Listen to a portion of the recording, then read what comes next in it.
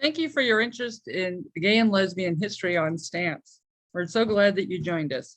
I am thrilled today on World AIDS Day to be introducing our speakers.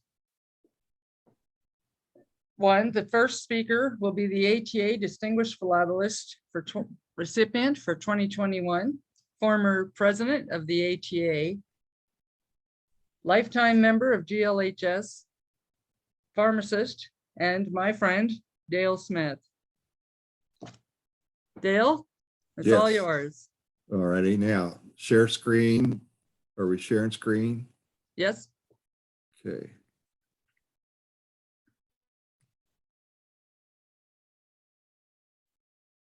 Can everybody see that? No, I don't see it yet, Dale. Okay. Well, thanks for the presentation, Dale. It was brief, but Well, let me escape here.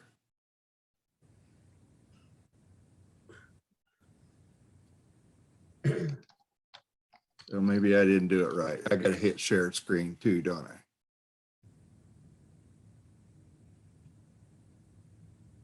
There we go.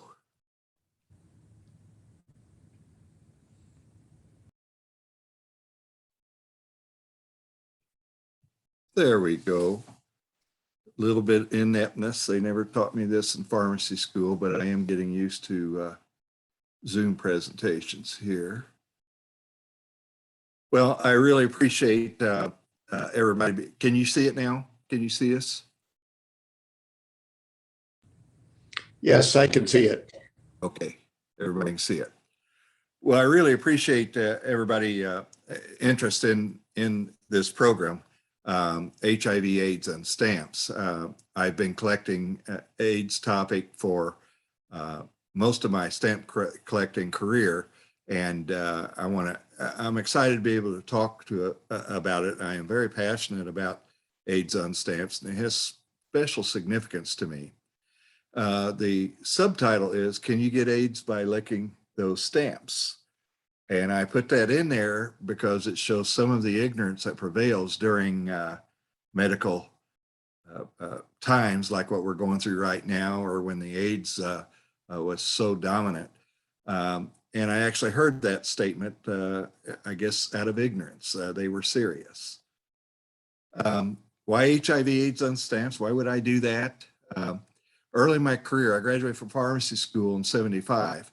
And early in my career, early 80s, AIDS became a disease. It wasn't called acquired immune deficiency syndrome, or in Spanish, the syndrome de immuna deficia acquirida. I dealt with that early in my career, and everybody was fearful. They were scared. AIDS was killing people, and there was just intense fear of this disease that of those people that had it. Fear led to ignorance because we didn't know much. It's like COVID right now.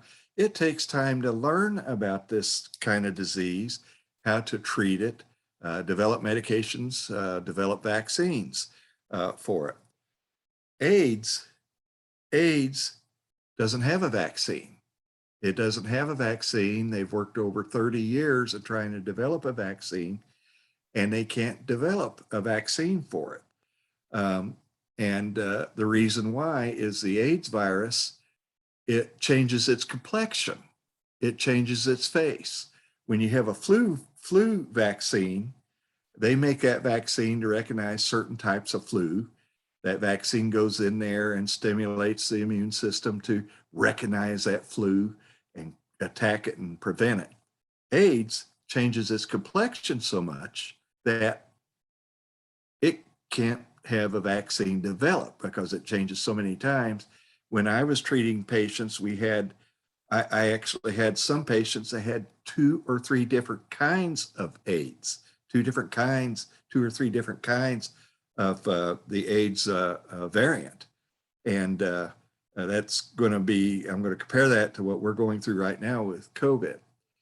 It's rapidly spread through sexual transmission, blood donations, and then it hit the injectable drug people heavy, and people were dying left and right very quickly. Worldwide deaths, depending on who you read, reached 35 to 60 million. 35 to 60 million worldwide. And the biggest question is, how do we educate the world's population on something so prevalent, something so devastating, something so deadly? What do you do to educate people about this disease? Stamps are used by everybody, and stamps were seen eventually as a message to get the word out about AIDS. And it really was a good idea. And I think that's why I like this topic so much, is because AIDS stamps really show and educate, and try to educate the ignorant, try to educate the people that were illiterate. Pictures are worth 1,000 words. And so it was seen as a way to educate people about this disease. AIDS came out around 82, 83. They were starting to see people die of this. And there wasn't a World AIDS Day until 1988. We're at World AIDS Day today. Matter of fact, I'm missing a presentation here in Kansas City because we're one of the few that have observance of World AIDS Day. So it's very appropriate we give this presentation today on World AIDS Day. There were some stamps before 1988 that came out. They weren't attributed toward AIDS at that time. Those stamps were featured people like Rock Hudson, the Queen singer, Freddie Mercury, other known dignitaries that happened to die of this disease. And at that time, they weren't thought of as AIDS stamps, but now they are considered AIDS stamps. But first World AIDS Day, this is so prevalent and it hit the world so hard, completely around the world, that they needed to get education out to people. And the United Nations was taxed to get on top of this, and very aggressively. So the first stamps came out for World AIDS Day, and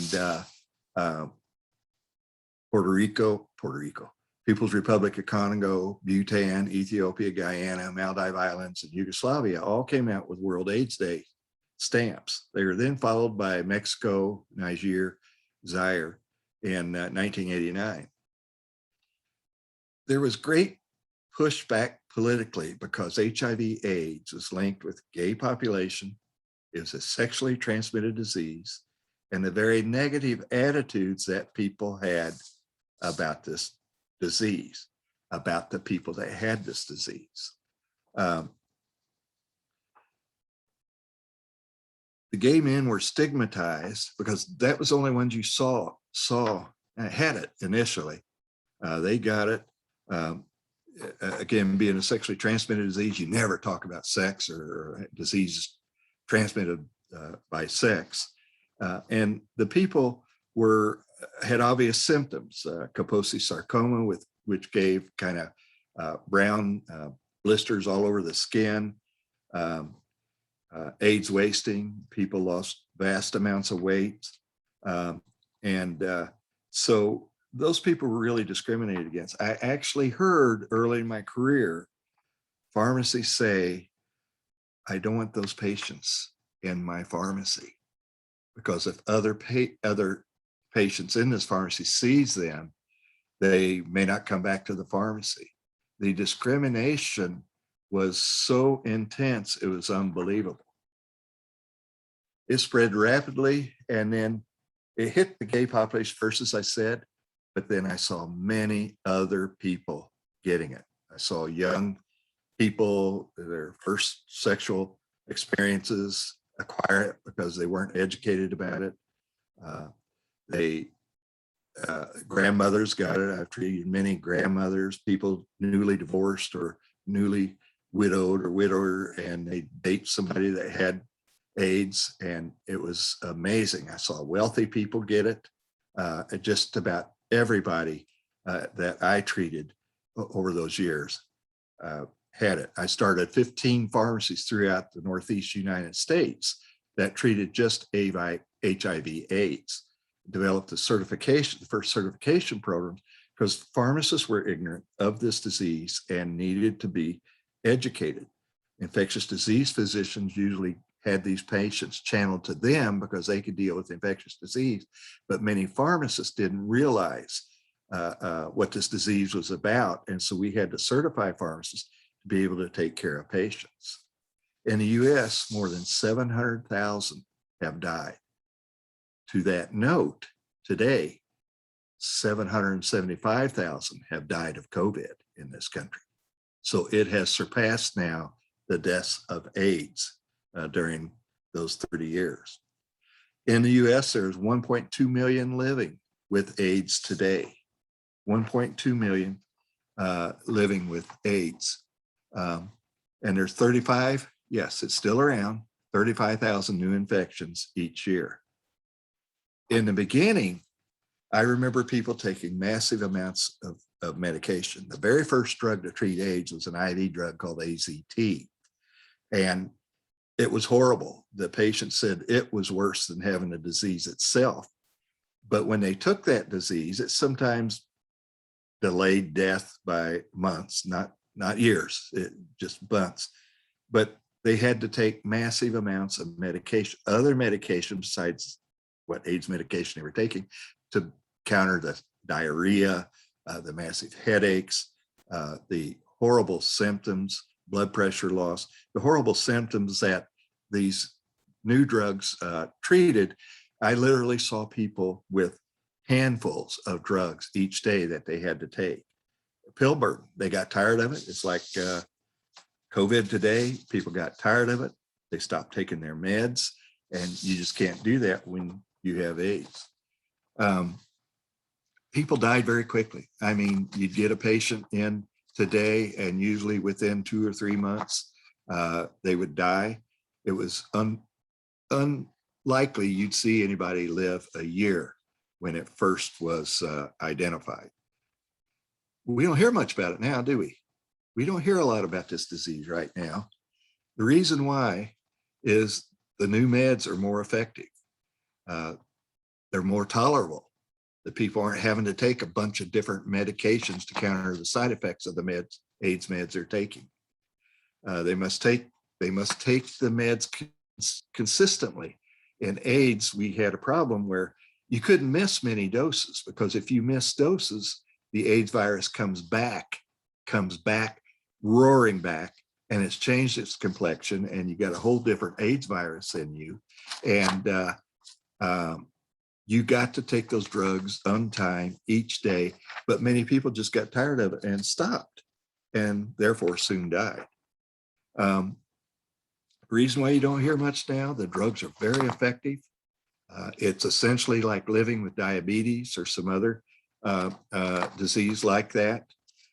The people I know with AIDS, many of them have lived years. I know one individual who has lived 30 years with HIV/AIDS and still very healthy. We see some of the big basketball star is still alive. Many people are still alive with this drug, with the drugs that they're taking.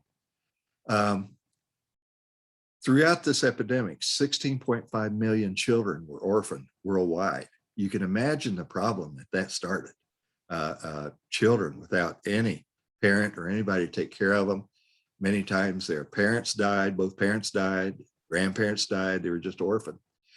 13.7 of those were in sub-Saharan Africa alone. 13.7 million without families. This is a stamp. I can't show you every stamp. There's about 146 countries came out with stamps, including the Vatican, and including the 3 United Nations countries. 146 countries came out with about 350 stamps over this period. There are some that are still being made. You don't see as many AIDS stamps out there right now being issued, because people have asked me, hey, it's gone. Is AIDS cured? No, it's not cured. People are still getting it. This is a stamp that the Vatican put out in 2004, showing the erased children of Africa, the orphaned children of Africa. The Vatican didn't get involved real early. The United States didn't get involved in talking about this disease very early. This disease was extremely political, very political. We have churches. We work with the African-American population in Kansas City here, and they didn't want to talk about AIDS. They didn't want to admit there was AIDS. They just kind of overlooked it. And then AIDS hit their population significantly. Finally, they came around, they started talking about it, they started educating it. But stamps were starting to come out, and they felt that that was a good way to educate it. And indeed, it turned out to be an excellent way to educate. Hit Latin American countries just severely. Hit Latin American countries along with Africa. Africa was just hammered. And so education was the first thing that had to be done. And education tended to go to the female, to the wife, to the women, because I guess most men have a block and won't listen to stuff or won't believe it. And they knew that women should be able to have control over their sexual partner and make sure that they stayed celibate from other partners that they might get AIDS from. And they put out interesting information. This is Latina put out. It says, "Como no, this, you can't catch AIDS this way. You got condoms here, you got male-female sex, you can't get it in the swimming pool, you get it from using the bathroom of somebody else that went in, you can't get it by sharing drinks, you can't get it by sharing dishes and utensils and stuff like that. Can't get it by shaking hands." Yes, all this needed to be talked about. All this needed to be discussed because people had absolutely no idea. And then they talk about how you can get AIDS through same-sex sex. You can share it in heterosexual blood transfusions. Many of Arthur Ashe got it from a blood transfusion. Injectable drug deaths. It was devastating toward the injectable drug population because I work in narcotic control and stuff like that, and have worked with abusers and have talked with abusers, and they get together. It's a drug party. They share the needle. They go and inject it, and that's how it spread like wildfire among that population. You don't share razor blades or stuff where there might be blood contact. It's just education was a big effort. Tanzania came out with several stamps. Macedonia had the most stamps. I think Macedonia has 20 stamps, and some of those were tax stamps. But Tanzania had the bright idea of coming out with, this is a package of condoms. It's Salama condoms. And they said, let's educate people, use condoms, and let's put that out there. And this stamp wasn't out a week. It was out about a week, and the heat from the religious practitioners, the heat from people not wanting to talk about sex and stuff like that was so intense that it caused Tanzania to pull this stamp after about a week to 10 days. So there's not a lot out there. You can still find them. But that was the kind of heat that it initially took. And so it took a lot of courage to put the kind of things on stamps that people were going to need. Tuvalu had put this stamp out. The arrival of HIV/AIDS in our shores creates undisputed conflicts in our society. Hear the cries and the pain, hear the breakers pounding, hear the wind whispering, the whispers about the disease, children begging. Down here it says our biggest problem is ignorance. And it was being ignorant, not wanting to talk about it, not wanting to admit that men can be sexually active outside of the house And so nobody wanted to talk about that kind of thing. But this stamp showed education efforts. It showed people getting together. It showed people being educated, programs being given, showing how to put condoms on. It really contributed a lot toward education of the public. This is the newest AIDS stamp I have. This is second sheet of 2 stamps, but this is the one in the middle here is AIDS. You see the AIDS stamp down the middle, but this is a history of pandemics.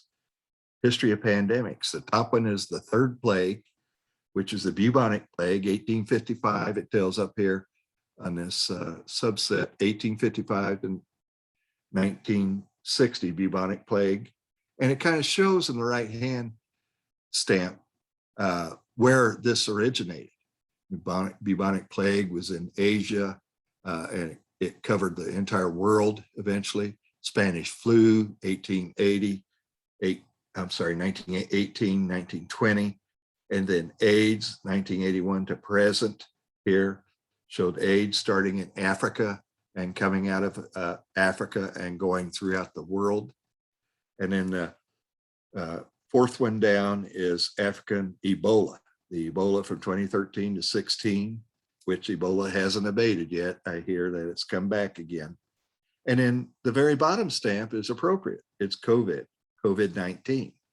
And it's hard to see in this small picture, but I want you to look at the stamp on the very bottom COVID stamp and look at the magnifying glass.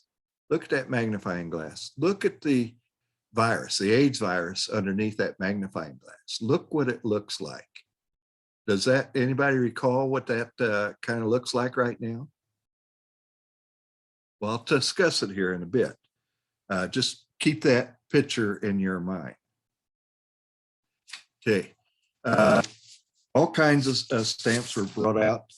The upper left here is International Year of the Child. They wanted to focus on the child. Bhutan put this stamp out and in 1979, and they wanted to focus on the children that were being orphaned.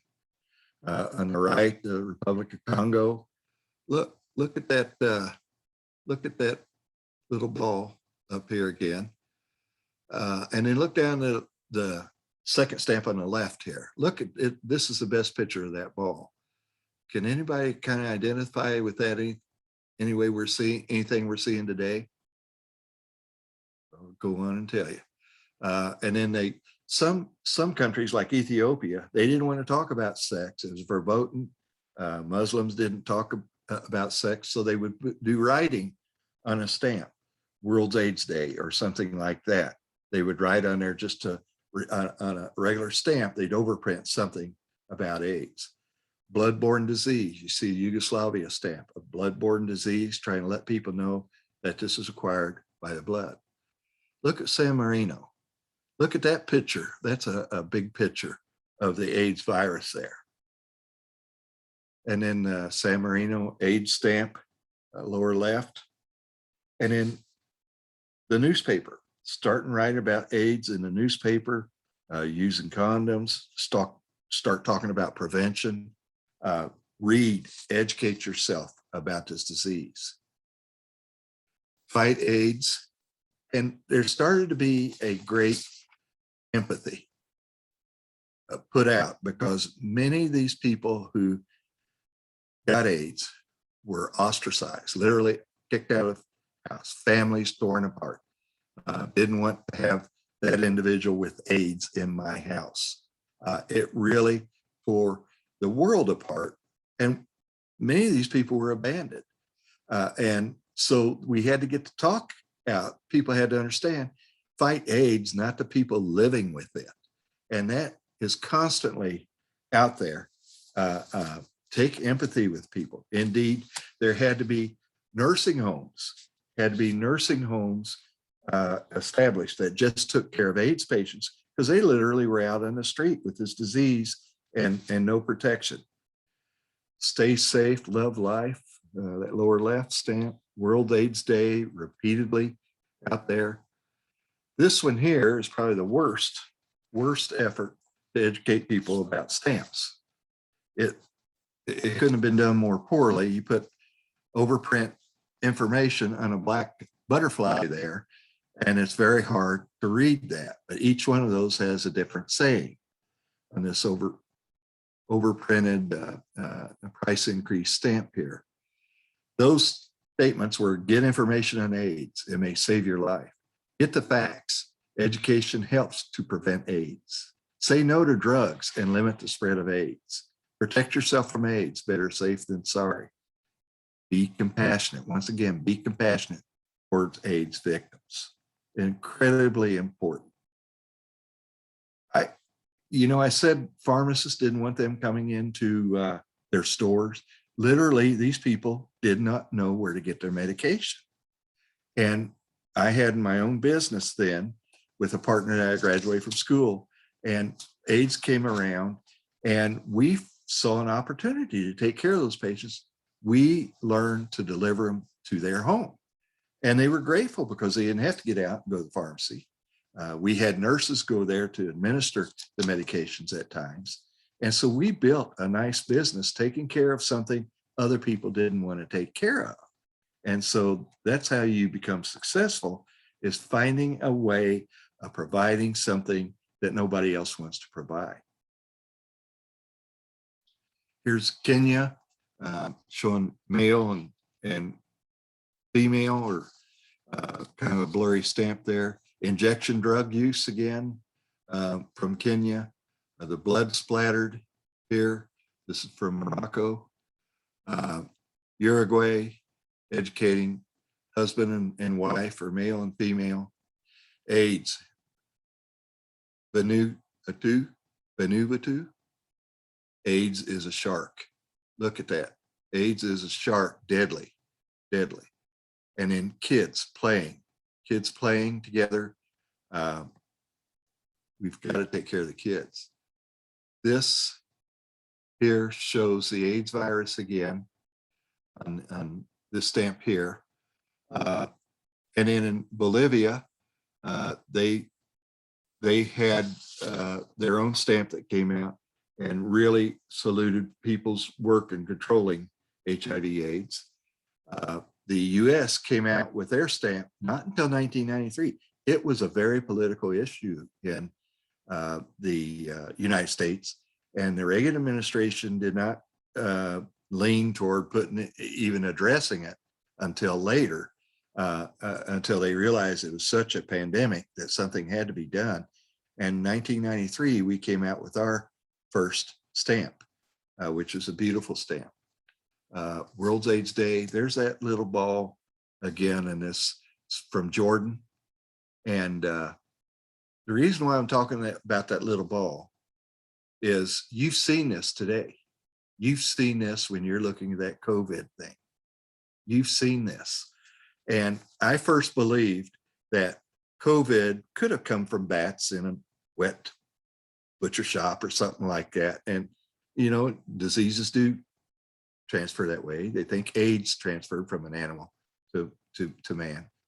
But the COVID virus looks a lot like that circle, has those little spikes on it. And the thing is, the COVID virus seems to be attached to the SARS virus, the respiratory disease.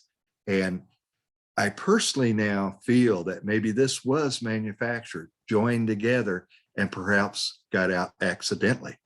And a lot of my other medical colleagues said this is a possibility. It could have been somehow joined together. So that's why you see the AIDS virus, which there's no vaccine, look very similar to the COVID virus, of which there are vaccines, but the COVID's also changing its complexion. It's got mutants coming out. We got heard about the Omicron just now coming out. It's changing and could be continuing to do this to continue to infect people.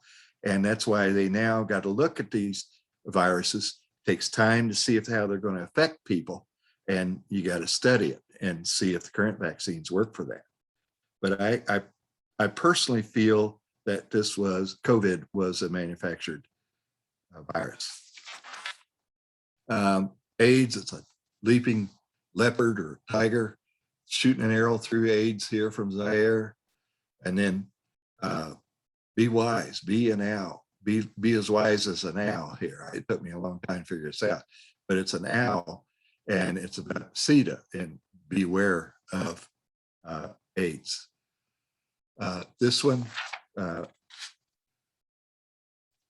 here, upper left, is for Brunei, and it talks about the injection, blood done right there, male and male together, injectable drugs. Virus AIDS could be acquired from all those, including nursing mothers could give it to the babies. That's what happened to many of the young babies, as they acquired AIDS too during birth or got it during nursing in many of the African countries. Nursing was the best way to, only way to feed youth then.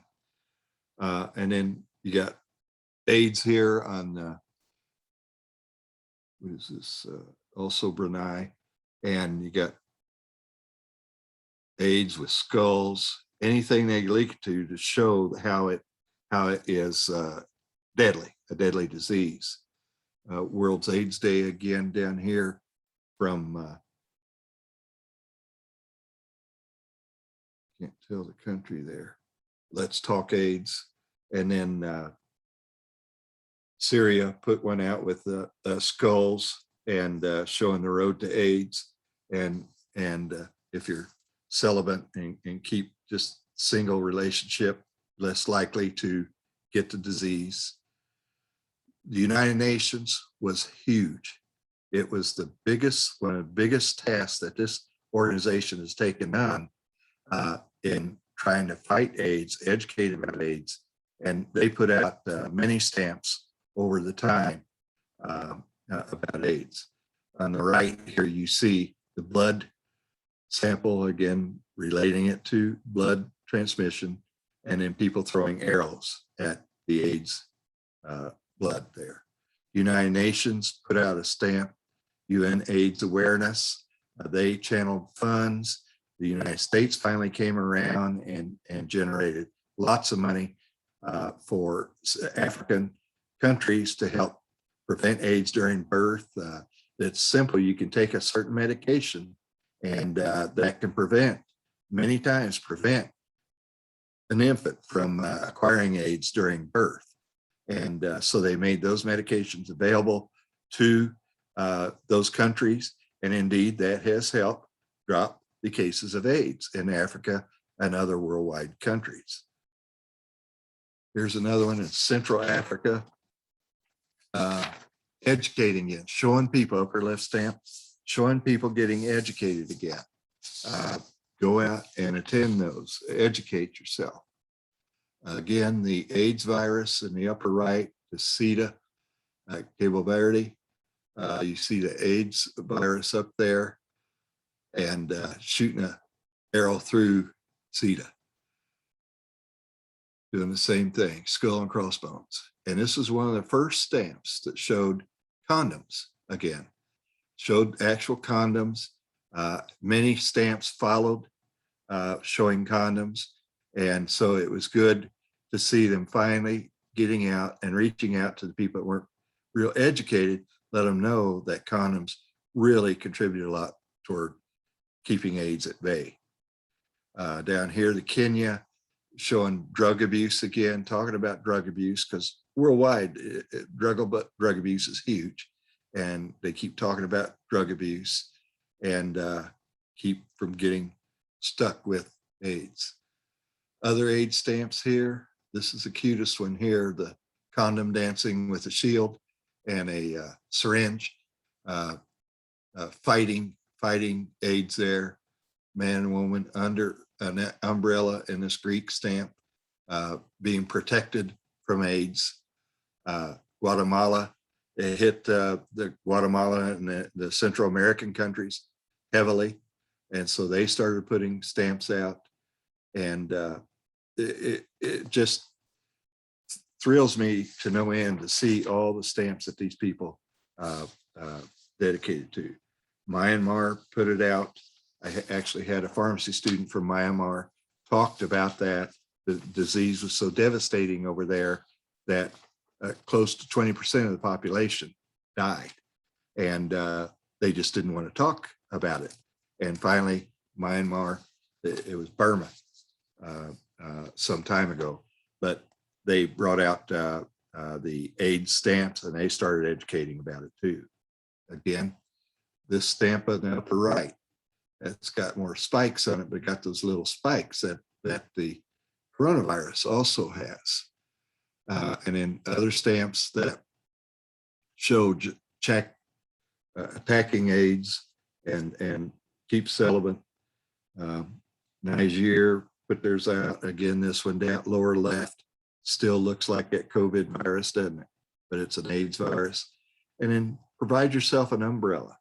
Senegal put out an umbrella to protect yourself from this disease, SIDA, that is raining down on us. South Africa, this stamp came out to South Africa, as with COVID, it was one of the first places where this disease hit dramatically, just hit dramatically. And COVID is doing the same thing over there. I talked with a dealer in South Africa, and everybody's under wraps. They really aren't getting out. And now the new Omicron COVID, it has come from there. But this was one of the most popular stamps, and you saw a lot of AIDS ribbons. I've been involved, a lot of LGBT groups, I've been involved a lot of AIDS days, been involved a lot of AIDS walks. And this was one of the favorite stamp that brought a lapel button or something to show about AIDS. Remember when it first out in the early 80s and all the stars and actresses during the Academy Awards wore AIDS ribbons and stuff like that? Now it's hard to even find somebody wearing an AIDS ribbon unless it's during this date, World AIDS Day. Condoms. Here, this foot has a condom on it and it's crushing AIDS. Educating again about condom from Suriname. They put out 2 different stamps with condoms on it. Tic-tac-toe, don't play tic-tac-toe, wear your condom here, this Uruguay stamp. Again, drugs, injectable drugs, sex, Belgium showing sex and a condom on it. The soldier, militaries worldwide were devastated because of the soldiers and going out and do what soldiers do sometimes when they're celebrating and drinking and stuff like that. The military, a lot of militaries were devastated by the deaths of many of their soldiers. So now you have this soldier here with a condom on his face, and it says, even when you're off duty, protect the nation. So they started educating soldiers. And yes, indeed, when I was serving in the military, they talked about AIDS and sexually transmitted diseases a lot. And as a pharmacist, I gave the injections later for those that didn't listen. Protect yourself, another Uganda. Uganda was hit huge. They were hit, and I don't know the exact amount, but a good part of their population, younger population, died before they could even start bringing around controls and started treating it. So they constantly were working to try to get that done. So Uganda put out several stamps themselves. Okay, that pretty much closes my presentation, but I have 2 closing comments here, and then I'll be open for questions. You can't get AIDS or COVID by licking the stamps of this topic. So collect them with relish. You can't get AIDS, and you're not going to lick those stamps. You're putting them in an album anyway. But the other thing I want to thank is the U.S. Postal Service for the snail mail they've implemented here. I just had a bill that didn't get in there in time. Learned a lesson here. I'm going to start sending my bills earlier now because it was delayed. Usually got there 6 days. It took 13 days. Christmas is here. Very heavy mailing. So you can thank the Postmaster General DeJoy, who got a $68,000 bonus this year for, I guess, doing what he's done for us. But mail is not going to be much fun for the rest of this month. So get your stuff out there early. That's my political statement of the day here. This is a pharmacist just returned from Vietnam in pharmacy school. I don't know if you'd let this pharmacist dispense drugs to you or not, but that's how we looked when we came back. We had to have short hair over there, so we kind of protested when it came back. Fortunately, a good friend said, Dale, why don't you just let it grow out to a full beard? You'd look better. So I did. So are there any questions? Yes, Dale. Yes. What other viruses have the spike protein? I don't know I'm sure there's other viruses that have spike protein, but these are the two most prevalent that have spike protein, COVID and AIDS. So it's not a real common thing to see, and that led you to believe that they were put together? That's exactly right, because it's not a very common thing. The SARS vaccine, the SARS germ looks different. The SARS virus is different. And so that's why it looks like they were attached, because they could exist by themselves, but somehow they got attached. Was it through bats, as they're saying? I kind of doubt it now, but that's just my thoughts. And was that China where you think that happened? Yeah, I'm thinking it's China, probably in Wuhan, China. And they had labs there that we have contributed to, by the way. We have given funding to these labs that look at these diseases. I think they kept diseases, did research on diseases, hopefully to prevent them and or treat them before they became worldwide. But I believe it happened in China. And but it's so political now. It's what can we do about it? Do you believe it was on purpose? I believe it was connected together on purpose, but I don't believe they released it on purpose, because it devastated their people tremendously when it first got out.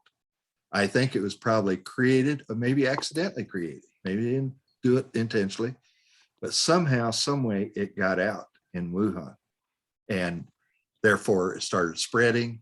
And as these diseases start spreading, they start changing and they start forming metabolites, other varieties of COVID. And it makes me, I don't want to say this, but it makes me tend to think we may be with this for a long time, or it may be with us for a long time, because it can change its complexion so much that we may be seeing different kinds of COVID for many years. That's just I my have to agree personal. with that. The fact that there's so much research going on COVID vaccines may lead to an AIDS vaccine, since you see them as similar. Oh, that is an excellent point. I keep hoping for that, and it would be great if they could find something like that that would help prevent a lot of the 35,000 cases a year we get here in America. But wouldn't it be grand if they stumbled across something like that and were able to really help us fight COVID, help us fight AIDS? Dale, a couple of comments, if I may. Back to the HIV, the human immunovirus. It's not a virus, it's a retrovirus, to be really accurate, because it reproduces not through the double-stranded DNA, but through the single-stranded RNA. And 50 years ago, you could have mentioned RNA or replication like that. Most people would have no, virologists would have no idea what you're talking about. Right. The spikes on, or the stylized spikes on the, that you see on these viruses, if it looks like a crown, that's where you get the word corona, crown virus, just due to the visual similarity. And the big difference between being HIV seropositive and having AIDS, which is a defined condition. For example, if your T cell count is below 200, that's an AIDS defining condition. Kaposi sarcoma is an AIDS defining condition. Whereas plenty of people, myself included, have been living with HIV for 40 years and are reasonably healthy old farts right now with other problems to deal with, like back surgery next Wednesday. Yeah.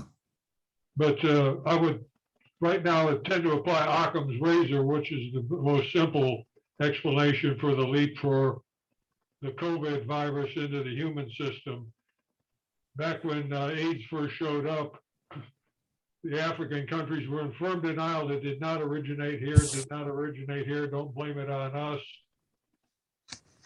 which is fairly common for any new disease, going back to syphilis when it showed up about the time of Columbus going back and forth across the Atlantic from the old world to the new world.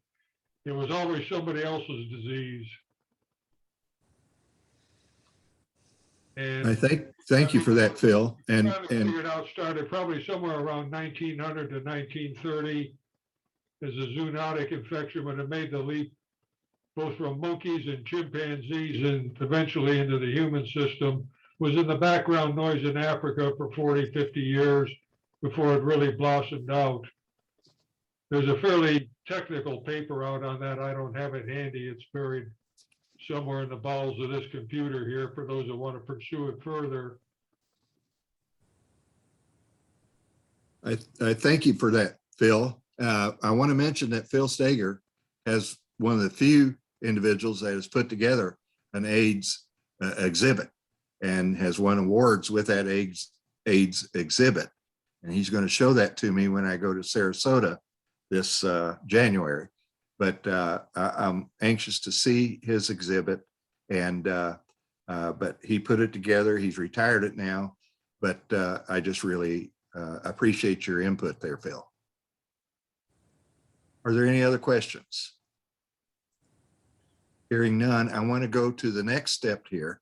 This is Lisa. Stephen commented that Uganda peaked at approximately 30% of the population infected. 30%. 30%. Yeah. And then I had a question, is there an AIDS HIV checklist available from the ATA? There is. I got it right here. There is, and it's perfect. You said that right now because it's going to segue me in my next thing, but there is an AIDS checklist, which I have, and looked at that, and I still have quite a few to go. But I want to tell why I'm a member of this organization. Years ago, there wasn't an AIDS checklist, and I was looking around for AIDS on stamps, and I stumbled. I knew Blair Henshaw. Blair Henshaw was, who since passed of AIDS, was a Canadian that really got out there, got in people's faces, and talked about AIDS, and really led the efforts to put AIDS on stamps. And he did a good job in Canada, got in the faces of the politicians, and talked with Blair Henshaw, and he introduced me to this group here. And I've worked a lot with LGBT populations. I've been in many AIDS walk throughout the country. I work very close to the LGBT population, have so many friends there. But I appreciated the website that we have. And we have with us Steve Lorimer today. And he's going to be telling us about that website, which is available to us. And if you're interested in getting into collecting AIDS on stamps, Steve has just done a phenomenal job at keeping that up. He's just recently updated it. So why don't we just turn it over to Steve now, Lisa, and let him talk about the work, beautiful work that he's done. Dale is flattering me when he says a phenomenal job because I just updated it for the first time in 5 years. But no, in all seriousness, okay, let me back up a little bit. My name is Stephen Lorimer. I've been collecting AIDS stamps since the early 90s. I had a boyfriend that got me into it, and he collected stamps on birds. And I thought, why would you want to collect stamps on something when you're never going to be able to get a complete collection, because you can't win, and you should be able to win stamp collecting. So I decided that, so he suggested, well, pick a new topic like AIDS and HIV. And that was very new in 1992. And you could get a complete collection without too much effort.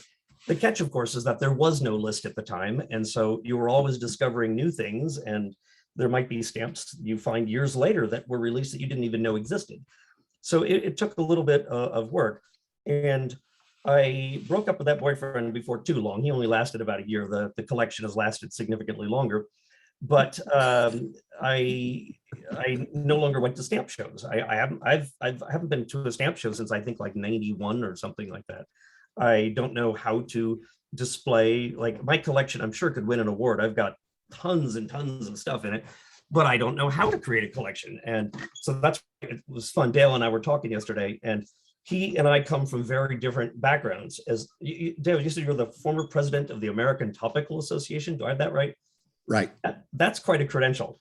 I'm completely self-taught in stamp collecting. I didn't know for like 10 years that I was pronouncing the word philately wrong. So I was just a nerd, and so I would just go to the library and pore over stamp catalogs and try to find what I could. And then when the internet kind of really got going, then I started researching things, and eventually I was like, I got to put up a website for this.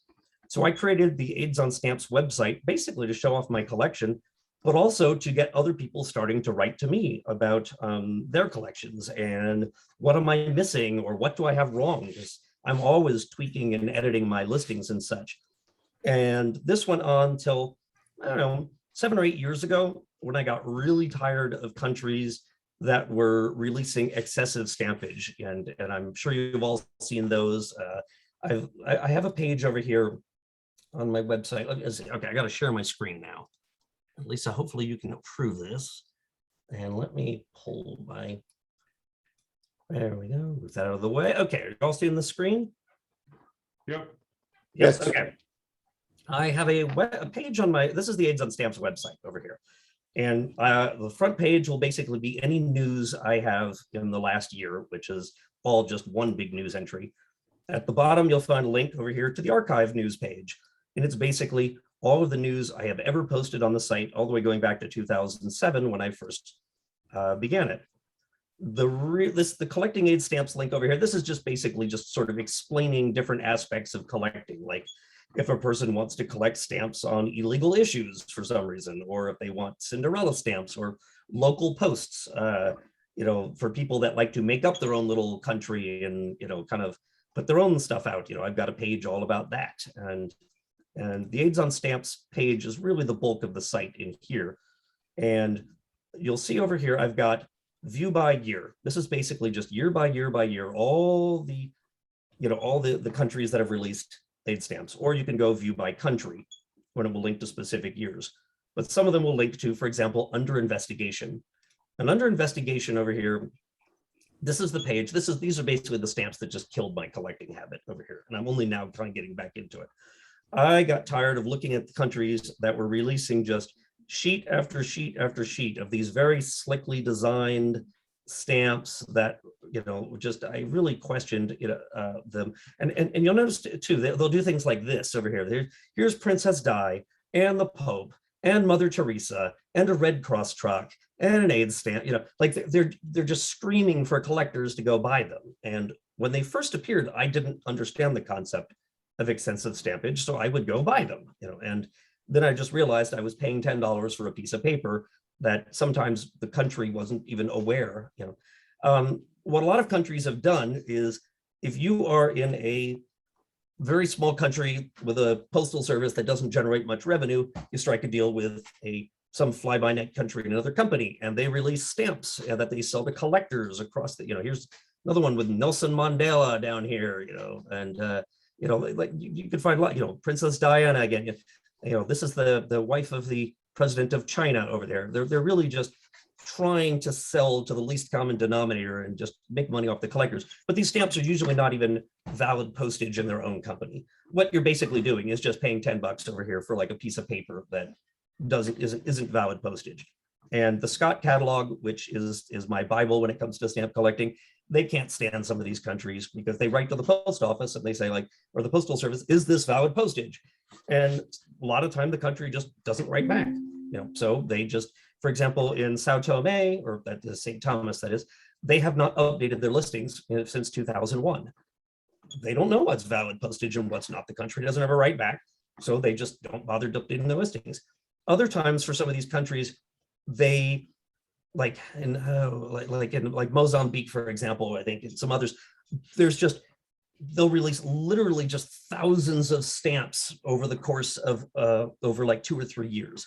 And so they don't even bother showing pictures of them all. They just basically have just descriptions, and they just have just page after page after page of just like this glut of just explanations. They've given catalog numbers to them because the Postal Service is right back saying, yep, they're valid postage. But I sincerely doubt you could go to the country and actually buy any of these stamps, much less use them in the mail there. But again, Scott Catalog has no way of traveling to Mozambique and actually trying to mail a letter with one of these stamps and see what happens. So they're kind of reliant on whatever the Postal Service tells them. Then, of course, you get some of these things, because if you've got, a country, like Guinea-Bissau or something over here, which is putting out thousands and thousands of these, quote, stamps, unquote, now you get other fly-by-night countries that don't have a contract with the country, and they put out their own pages. And now, as a collector, you can't even tell which ones at least their Postal Service is willing to nominally claim was theirs and isn't. And it really just kind of just disgusts me over there. So I really got burnt out in collecting about 10 years ago, because I couldn't tell what was real and what wasn't. And, as you can see on the list of, stamps by year over here, 2011, it peaked. And 2011 was the 30th anniversary of the discovery of the AIDS virus. And the UN was pushing countries to release an AIDS stamp that year. And you had a few in 2012, because a few countries didn't get to 2011 in time. And then it really just kind of dropped off. It went to there. And there's just very little that's coming out these days.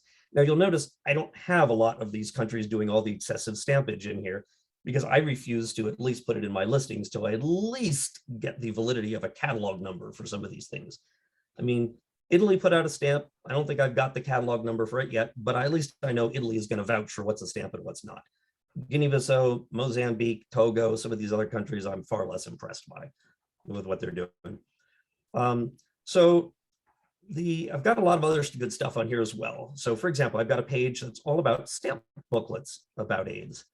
And not every stamp booklet's on here. Again, I need to go back and kind of update some of these. And sometimes there's nothing on the booklet itself actually about AIDS, but the stamps inside are. And other times there is something like on the stamp booklet about AIDS. And sometimes you find some kind of neat stuff, that's like on these things.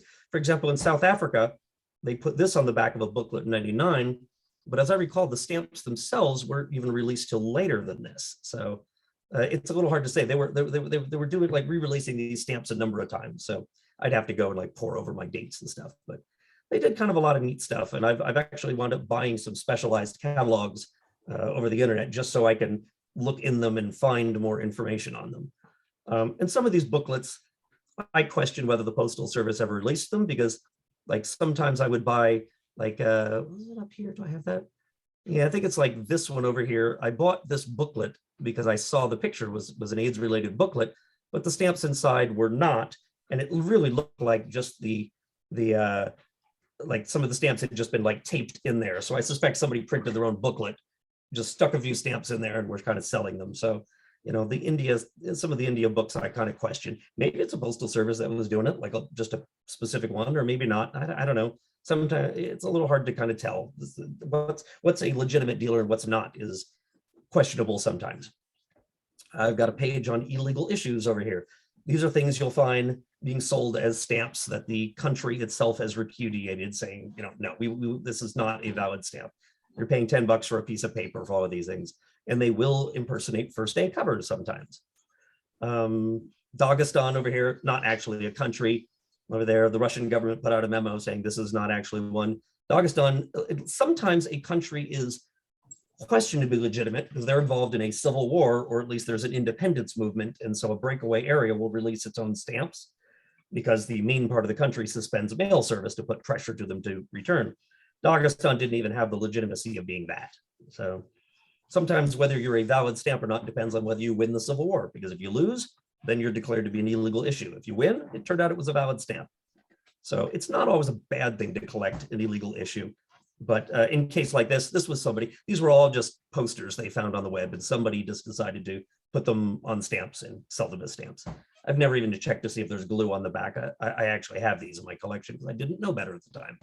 And I strongly suspect they don't have glue on the back. So I probably just paid for garbage there. This one over here was actually being advertised as an AIDS stamp, and I just couldn't resist putting shirtless firefighters up here. So I'm okay with a little AIDS. They look kind of black, but they are sort of reddish. And again, I don't it was saying tribute to the September 11th fire, September 11th firefighters. Anyway, I suspect this was not AIDS related, but I just kind of put it up anyway, just as a warning to people not to buy them unless they happen to like, pictures of shirtless firefighters. And so on and so forth. I'm very pleased with this one. It took me a good 10 years, but I finally found proof that this was not a valid stamp. So I put this here on the illegal issues page, along with a copy of the memo from the Scott Guide. And I know I'm kind of whizzing past some of this. I'm not stopping, so you can read this. Again, it's all on the site. You can wander around the website at your leisure to find this. We have the Gay and Lesbian History on Stamps used to be known as the Gay and Lesbian History on Stamps Club. I guess they were incorporated slightly different, or they actually handed their AIDS checklist to me a number of years ago. They were not really very active at the time, so they handed the checklist. They said, go ahead and run with it. And so I actually have their checklist, their old checklist on here, and I've updated it somewhat. It's out of date. I do need to improve it. I wasn't sure anybody actually was downloading the actual checklist anymore, rather than just, sit with my website open on a computer next to them and kind of like zoom through my computer. It's maybe not as handy as having the checklist in front of you, but on the other hand, you get to see pictures of everything, and it can be more useful in that regard. But they had a lot of famous people with AIDS on stamps. So I kind of took their list. I did a quick search to see if I could grab pictures of them. I do not actually collect these. Some of these, like this, are probably excessive stampage anyway, or like it's not a real issue. I don't really know. So, but I just kind of put this up for people just to, in case people are interested.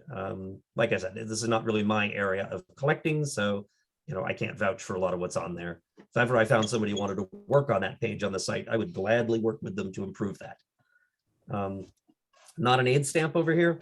These are stamps that dealers will oftentimes advertise as being about AIDS, but they're not. Sometimes there's a little bit of crossover. Like this was an institute, the Institute for Tropical Medicine in Belgium.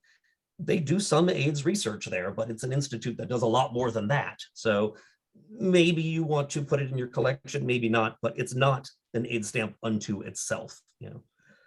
Some stamps will sometimes just get advertised, as AIDS stamps, like this. It's the pink for breast cancer. People keep advertising it, saying it's an AIDS stamp on Del Camp.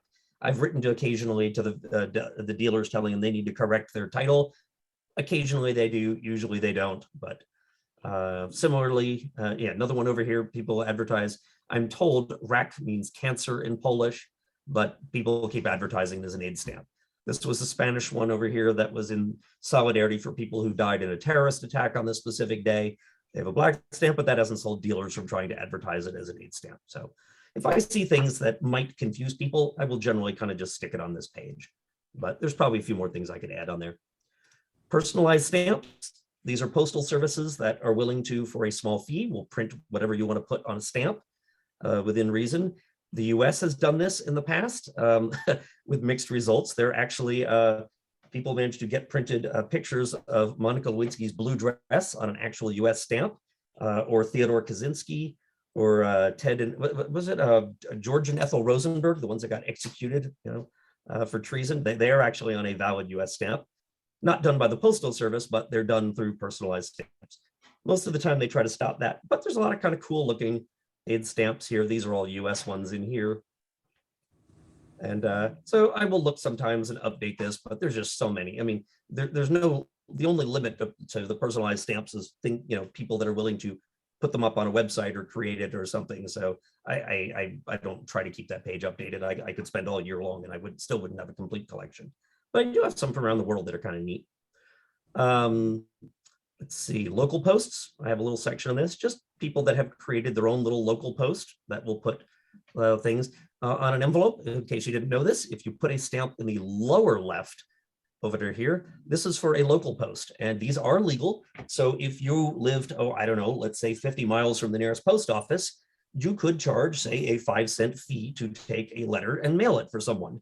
And you would basically put a local post stamp in the lower left of an envelope, and you could cancel it. And so whoever handed you that letter you wanted to mail would put something on there, and that would be your fee to go mail it, in a place where then the US would deliver it.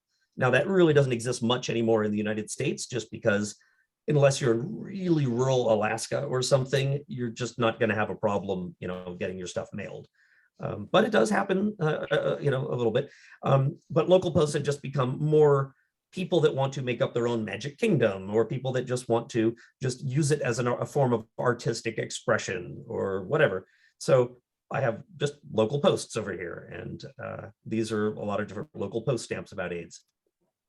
This is my particularly favorite page over here on the site, because I created a lot of the stuff on here. This is the AIDS stamps and the breakup of Yugoslavia. And I was very confused when I started collecting stamps, as they started coming out with stamps from Yugoslavia and Serbia and Bosnia and Herzegovina. And I'd hear about all these places on the news, but as an American, I really didn't know quite what was going on there, other than that there was war after war after war and countries were breaking up.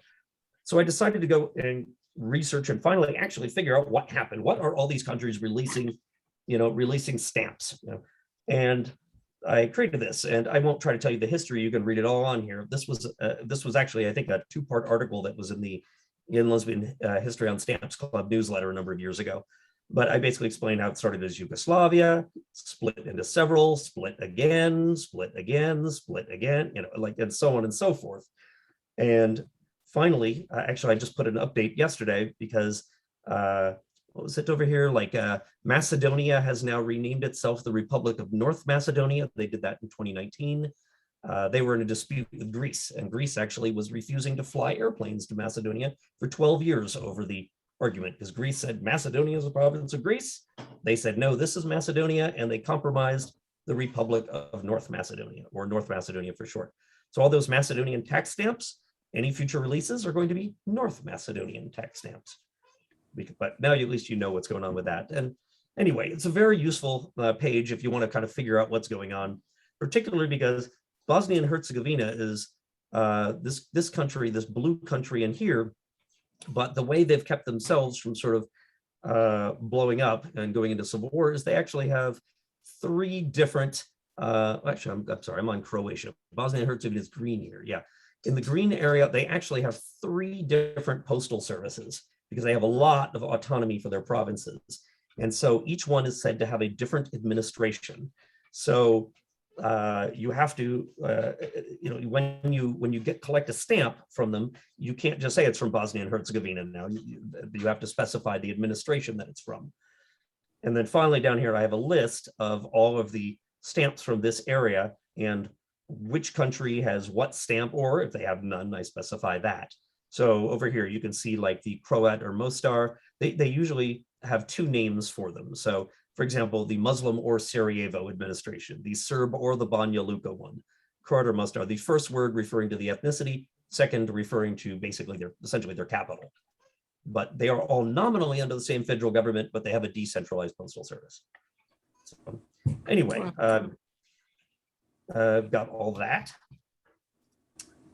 And what else do I have down here? The AIDS on Stamp project. There used to be an AIDS on Stamp newsletter over there that Blair Henshaw worked with. I have all the back issues of his newsletter and explaining some little numbering issues with it. So if anybody wants to look through those are kept here for posterity. I have a thing on postal, AIDS postal envelopes from around the world. I have a special one here for India, because India has, well, I'm not even going to try to show you all of this stuff, but as you can see, a massive amount of postal stationery from India, and I don't even have all of them pictured. Some people have sent me more that I need to go add. So I have a little bit of these in a collection, but I could bankrupt. I'd have to go to my kids' college fund to collect them all. So there's so many of them. And I have some postal stationery ones here. Again, these are authorized postal releases. The stamp is printed on the card itself. The stamp may or may not be about AIDS. This one is, this one is not, but oftentimes there's a message over here, about that. But I have those. And then finally down here, I got my listings. And unless we're killed for time, I thought I would show you some of the interesting stuff and tell you some of the stories behind some of the stamps on here. I picked out a few that I think will be kind of interesting here. Let's see. So Lisa, please interrupt me if I'm like we're going long on time. I know I talk. Okay, she's not No, interrupting me. keep going. No, not interrupting. Okay, all right, all right. All right, San Marino was the first AIDS stamps over here, September 19th, 1988. I just thought we'd start with that. We've got over here, let's see, we've got, I kind of wrote these down by country. These are not really any particular, let's see. Yeah, let's see, is it 2000? Yeah, this one over here. This one, I'm in a bit of a fight with the Scott Guide on whether this is a stamp or not. And so this really, maybe this should be under my under investigation page, but I've kind of got it here. I bought what was called the M&M catalog. I think I bought it, maybe I just borrowed it, which is a specialized catalog for that region of the world over there. And they said this one actually did run in 2002, and a print run of 50,000 stamps was on letters. The Scott Guide insists to me it's not over there. I've got a little bit of a translation that somebody gave me. But what's interesting is this is horizontal, but there was also a vertical version over here. And I talked to somebody on a Constantine on Serbian stamps who explained that in the Muslim administration, they like to do postal tax stamps, sort of like what they do in Macedonia. It's like 1 week a year, when for this week, if you're going to mail a letter, you got to pay like 10 cents or whatever more on a stamp, and they use it to fund social services or things like that. But they don't confine it to just stamps. So they might, for example, charge an extra 50 cents, or I don't know how much this is in American money, but they might charge a little fee for, say, bus tickets or train tickets or something like that. So they actually will have the horizontal one would refer to stamps, the vertical one would refer to the other things that they're taxing. Now, Scott insists that they're both not for stamps. On the other hand, sir, he said the more expensive one, Constantine said the more expensive one was not used on a stamp, but I found what looks like a cancellation mark. So I don't know. I'm still kind of investigating this. I'd love to find out more. This may be one of those mysteries that we never really kind of solve, but apparently this one over here might have a little bit more to it. Or maybe this was canceled for something else, but it certainly looks like it says Most Star up on top. So it certainly looks like it was mailed. I've got a revenue cancellation. Sorry? It could be a revenue cancellation. Yeah, it could certainly be canceled on something else. That the bus conductor stamped. That's a very good point. So the Scott Guide may have it right. Maybe the M&M catalog was wrong when they said, "Whoops," wherever it went. Yeah. Well, anyway, the horizontal one may not have been a valid stamp either. I don't know. I'd be curious to know more, but I don't know how to find out more. Argentina over here. Now they did what they call an ATM stamp. You won't find this in the Scott Guide. Scott Guide will not record just things like you just sort of print out of a machine and they can adjust the value for for however the weight of whatever you're doing is. You get these, for example, every time you go mail a letter at the US Post Office right now. Unless you want to buy their pre-printed stamps, they'll just print something and adjust it. And they, down in Argentina, they would put little messages. So this one over here, let's see, reads, stopping discrimination is the key to HIV prevention. But this is the background it was supposed to be on, but maybe they ran out because some people have spotted some of these. I don't own any of these, but people have found it on different backgrounds, probably because they just had extra ones of these and they just stuck them in the machine just to use them up in some of the post offices. So you can actually find some of the different backgrounds and values and things like that. So I just thought that was kind of an interesting something. Let's see, we got Brunei, 1990 over here. I found this, by the way, on the website. If you click on a lot of the stamps, it will just show you a larger version of it. Someday I need to go through and get more, not all of them you can do that, but I need to get some larger versions for some things like this and some smaller, some better ones for the other page. I thought this was interesting in Brunei that they had two male silhouettes. That was, that was kind of daring in some of these countries that they did that in, like male and female down here, but two male. That was kind of interesting. Bangladesh did the same thing in 2001, and I'm impressed they did that because a lot of countries would rather just not talk about it other than try to do any sort of outreach to the community. Let's see, I've got Canada, 1996. You may be familiar with this one over here. Blair Henshaw was instrumental in this becoming a stamp. What you may not know is that they did different tests of different colorations on this. And I talked to Blair Henshaw's brother once, And they sent Blair Henshaw a proof sheet with 32 different colors on it that they were debating on. I guess they wanted his input on it. And the post office unfortunately had sent it to them mounted on a piece of corrugated cardboard, which is not archival, so it will eventually destroy the stamps themselves. But Blair Henshaw's brother gave away a number of these to people that were instrumental in helping Blair get things on, or get this on a stamp. He offered to send me one, but he never did. So, you know, I'd love to have one in my collection, but yeah, if you ever got one and you still got the cardboard on the back, make sure you have that taken to like an archivist who can take that off. Otherwise, the acid will eventually destroy your stamp. Although the stamps, by the way, notice first off, these are different value, but these would not be valid for postage because they were just proofs that were being sent to be looked at. Let's see, Cambodia, 2000. Oops, I'm linking to the wrong thing. Here it is up here. Cambodia released these 4 stamps in 2011. This is a 5th stamp that they initially advertised that they were going to come out with, but they did not actually release this stamp. So maybe it was considered a little too provocative. The issue of condoms on stamps interests me, and I've thought about starting a collection on it, although I suspect I've got most of them anyway through my AIDS stamps. But a female condom, as they're often called, that's rare that you see one of those, you know, on a stamp. I mean, you know, it's rare to see a male condom, but even a female condom, that's somewhat different. Anyway, they did not release the stamp, but I at least try to put the picture up here so people can kind of see. Also, I tried to do the site so it will help people that stumble across this image someday and they don't know if it's a real stamp or not, and they're trying to do research, and so they can find this, and now they understand it was never released. Let's see, Cameroon 2001. These 2 stamps came out from Cameroon, and I always found it amusing because Scott gave them the numbers 939 and 941. Scott does not have a 940. So I guess they thought there was going to be another one in the series, and by then it was too late to renumber everything above it.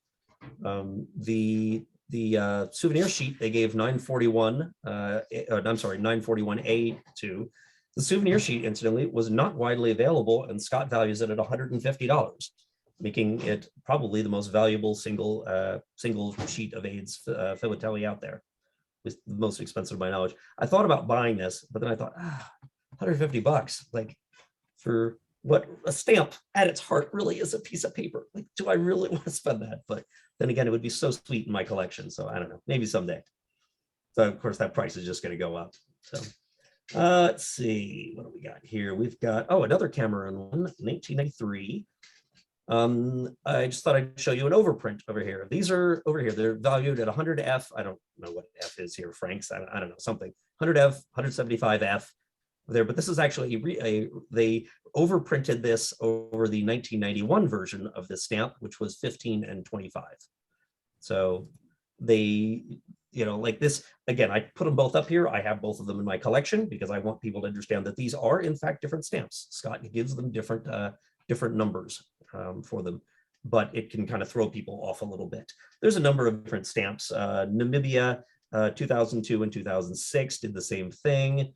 You know, as Dale pointed out, like a number of those first aid stamps back in 1988, you know, they were just overprints, just in previous stamps, like, you know, the foxes on the Ethiopia stamp that write World AIDS Day, you know, up there. They, you know, the governments didn't have a lot of time to react, so they just simply just kind of stuck something. See, they had something on here.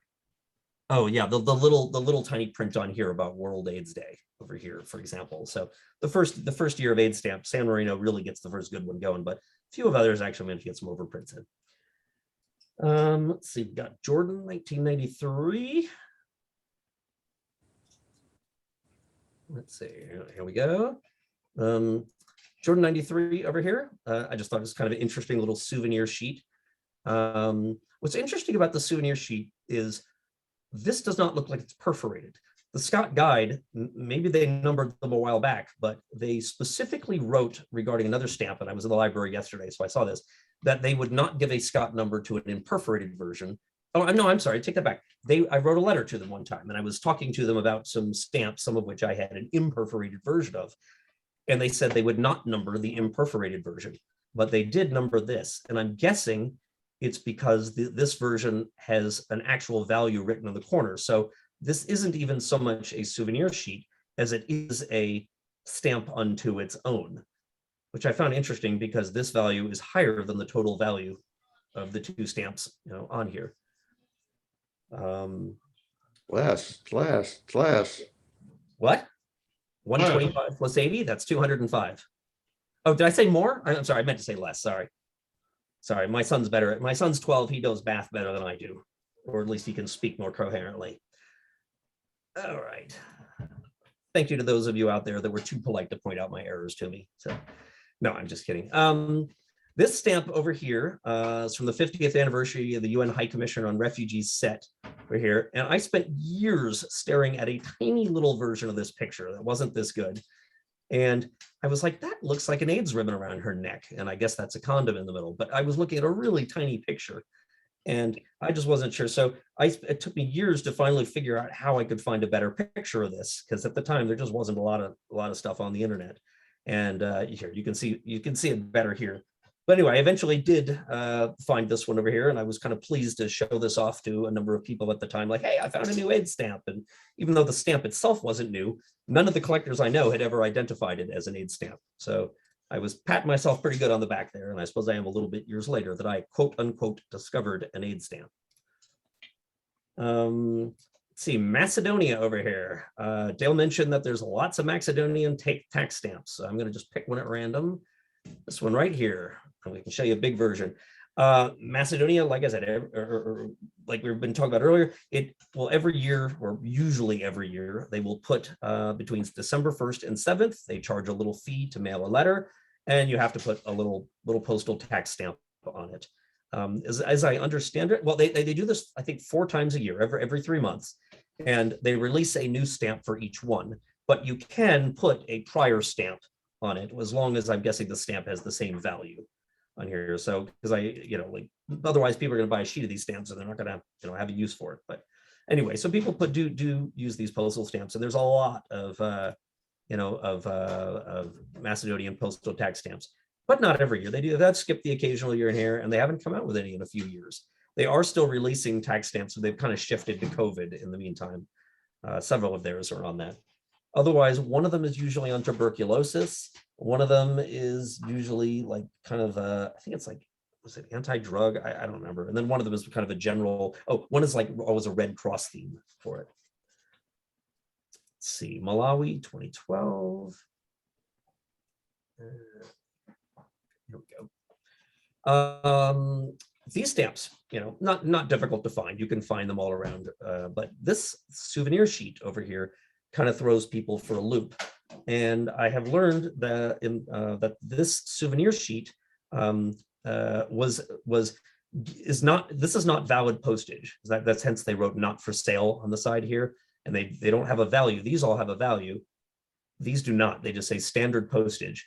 And they just gave this souvenir sheet to people that bulk ordered stamps, I guess distributors, or I don't know, people that ordered stamps. So they just gave them these things.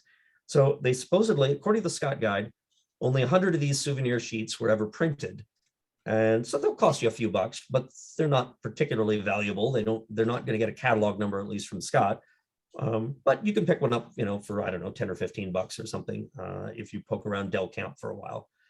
Let's see, talk about Mozambique. Let's see. Oh, I want to show you here, Mozambique, 2006. I want to show you what a legitimate stamp from like an African nation will look like. This is just an example. Mozambique over here. This is their presidential initiative on combating HIV and AIDS. And here's a picture of their president. They came out with a series of 3 stamps back in 2006. But then they discovered that there was money to be made in excessive stampage.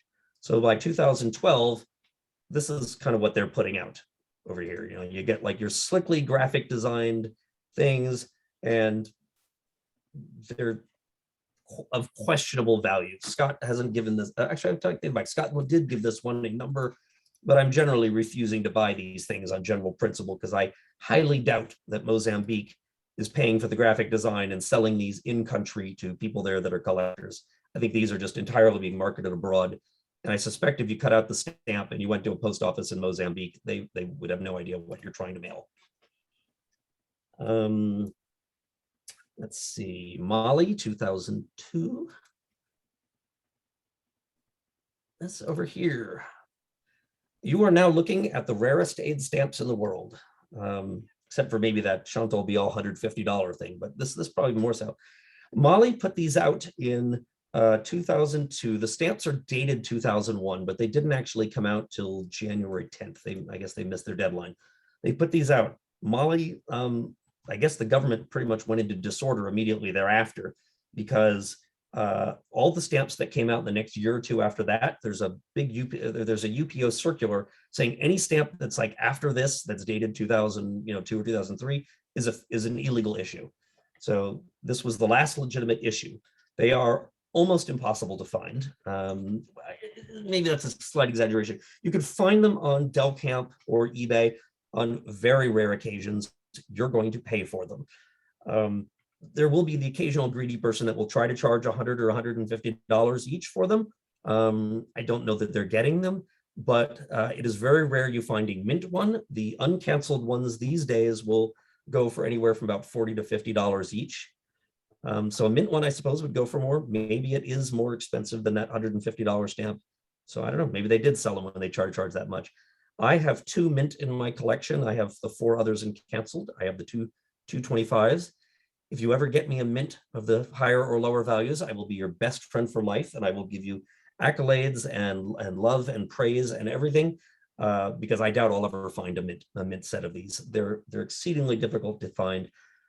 Some years ago, I saw ones that were going for $30 or $40 each, and I thought, my husband will get mad if I spend that much for a sample. I can't justify it, and I'm kicking myself, that I didn't buy it. If for no other reason, then someday, if ever I had to resell the stamp, I fall in hard times or whatever, I could resell it for quite a profit, because these things are a nightmare to find. And anybody who collects AIDS stamps for a while is going to know all about them.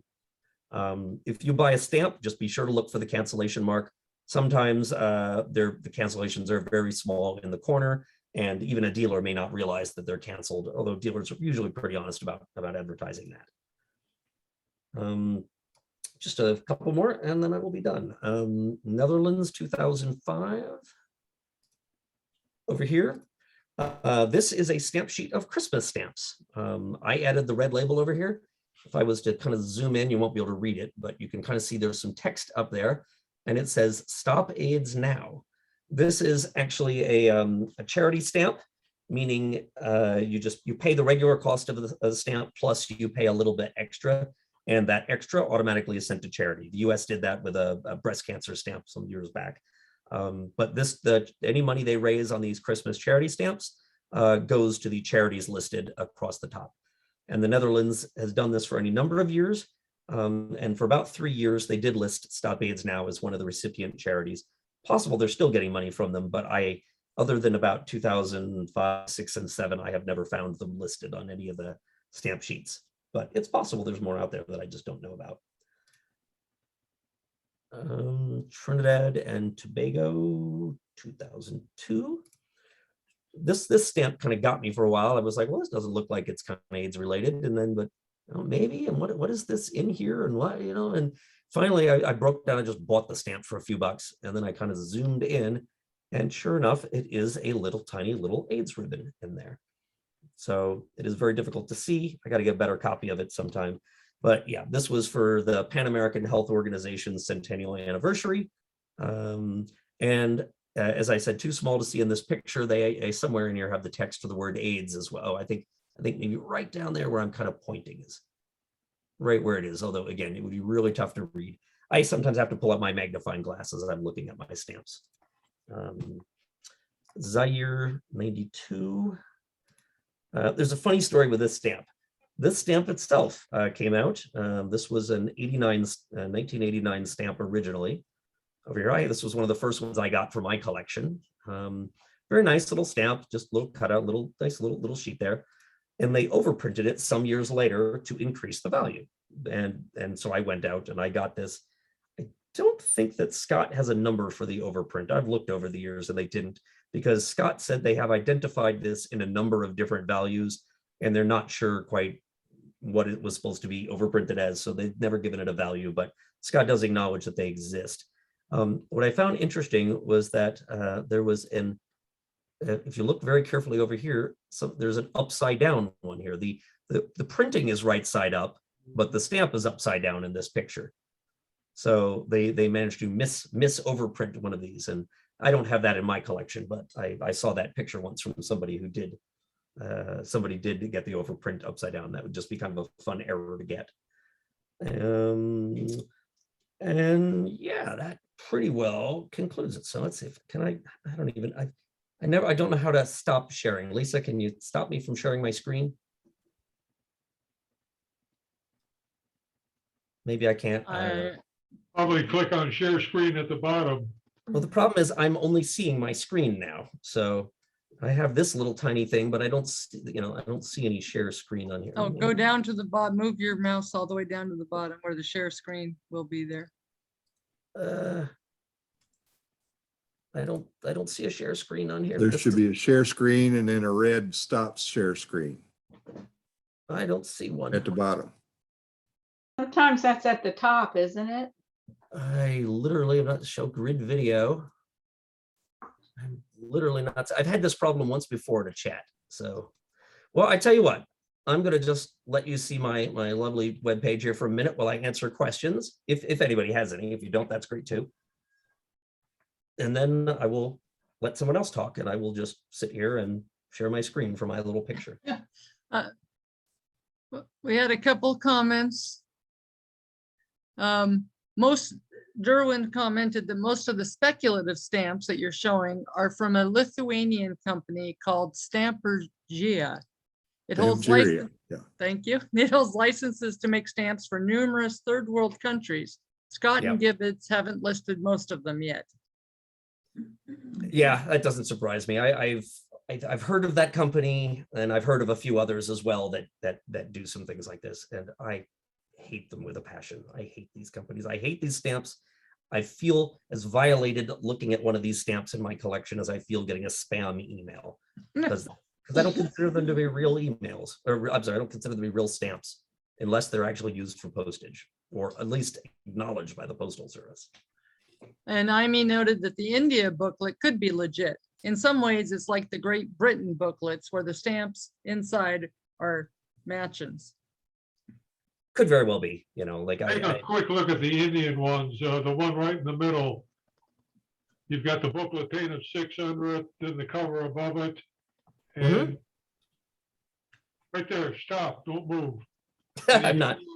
Courtesy Vishwanatha, somebody or other, and that's probably the guy that sponsored the booklet. Canada came out with some probably about 30 years ago in conjunction with stamp shows.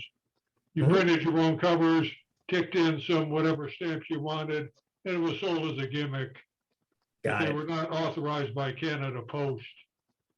They were tolerated. By the way, I found the stop share button finally. It was hidden beneath a window on another monitor. I have 3 monitors, so. All right. So I can stop sharing in a minute. Any other questions, comments, anything? Oh, there was one thing I wanted to say real quick before I forget.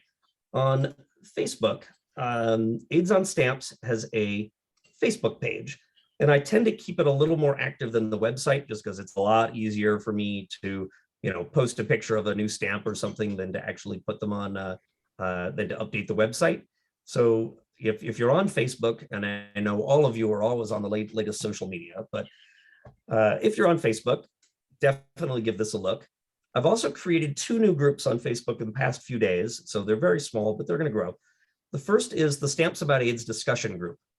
And basically, the AIDS on Stamps group is really only me talking to people. It's not very good for a discussion. Like if you discover an AIDS stamp and you want to post it for everybody, you'd have to send it to me in a private message, and then I would have to post it. Like you can comment on things I post, but you can't just start your own thing, start your own post. So the discussion group does allow everyone to start a post. It's just Facebook has 2 main types of groups. And so I've got one for each now. So one more about my site. The other one basically is hopefully going to be people kind of discussing things. So I'm going to post interesting things and write stuff like that. And hopefully people do that. It's also a place you can buy and sell AIDS stamps or whatever, anytime you just want to talk about AIDS stamps or even things kind of tangential to it, you can do that on there. There's also I'm into collecting LGBTQ stamps. So I created a similar discussion group for this a couple of days ago. And this is basically meant to kind of accompany, to go parallel with the Gay and Lesbian History on Stamps page on Facebook. It is not meant to replace it or challenge it or anything like that, because the Gay and Lesbian History on Stamps group is really good if you want to, send a message to a lot of people and say, hey, look at this new stamps. But again, if I want to say, hey, is that anybody out there have this one? Because I'm looking for a copy of this for my collection or something, I can't post that on there. So I created this over here, and it's got a whopping 3 members right now, which one of them is Lisa. So but it will grow in time, and you may want to come check it out. And I just, if nothing else, it's just funny, some of the things like this one over here. I was searching for gay on Del Camp, and they found somebody was advertising this as blue gays, and I just thought it was kind of funny. So I just put a screenshot of it on there, and again, different things. And this is good because like I have an aspect of my collection. I will collect LGBT awareness stamps, like, pride flags, anything with the rainbow, anything that's like 2 men holding hands on a stamp, things like that. But for my own collection, I would not conduct a famous gay person on a stamp unless there was something about the stamp itself that specifically said it was oriented at LGBT people, like the Harvey Milk stamp that had a little rainbow flag on it, that I collected. So this also kind of allows me to kind of focus on, on here, and the things that I like, I can post, and things that other people like, they can post that on here as well, because it's really more member driven rather than organizer driven. So this is there. And so sorry, any last comments? Otherwise, I'm sure I've gone way over time on this. No, well, I appreciate immensely that you're starting the discussion groups. The Facebook has changed the rules regarding the different types of groups you can have and postings, and people now, you can't post unless it's private and public and blah, blah. It's become very challenging. Yes, it has. I run a couple other unrelated groups, and they're kind of a pain. And thank you very much for sharing your website and in depth and showing us. That was very interesting. Any other questions for Dale or Stephen? Stephen, I found your website, oh gosh, a few months ago, and I've been browsing it and finding it very helpful. So thank you. Glad you're enjoying it. Thank you just both wanted- very much. Oh, who was that? Roseberry. I just wanted to show you guys that the Canada stamp that was done last year is still available at the website. This is a picture here of the official first day cover, which is available at canadapost.ca.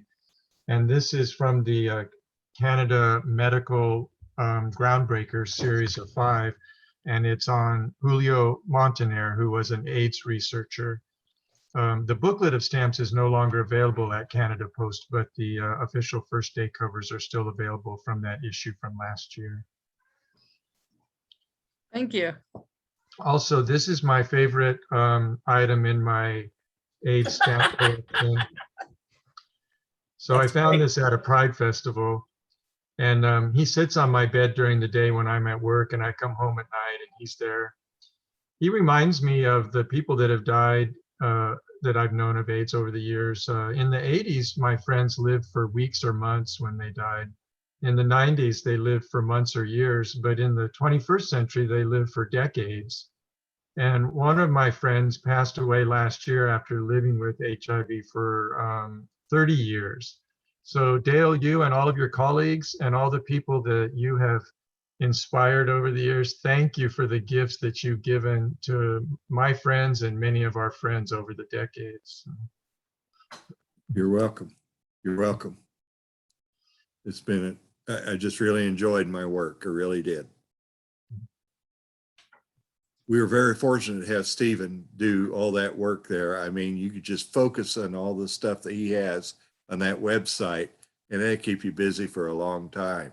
I look forward to really digging in and looking at that. Again, thank you, Steve, for what you've done. Yeah, it's really comprehensive and really wonderful. So thank you, Stephen. Please let me know if you ever spot any errors or missing things or have a difference of opinion from me on some of what I'm asserting on the site. Because like I said, I'm self-taught and you may have access to information that I don't. So I will absolutely put corrections and difference of opinions and things like that up there. One thing Steve mentioned here is one thing the ATA has focused on, and we get a lot of messaging about this, is the excessive stamps that are being produced out there that really aren't stamps. And we've looked at it. There are people working on this very issue all over the world, and but there's not been anybody bring them together and take a Universal Postal Union and try to get anything done about it. I'm very interested in this topic. I just have not had time to focus or do anything with this subject, but it's something that all of us as stamp collectors are concerned about. I've had people say, well, I don't care if it's a stamp with AIDS ribbon on it, I want it. But we have to be able to draw the line somewhere. But you've raised a topic that is burning out there, Stephen, and we need to focus on that as collectors. Thank you both very much for your presentation. It was wonderful. I hope you can all join us next quarter, March 8th. For Larry Crane, we'll give a presentation on mystery history covers. It'll be quite fascinating. Yeah. Thank you.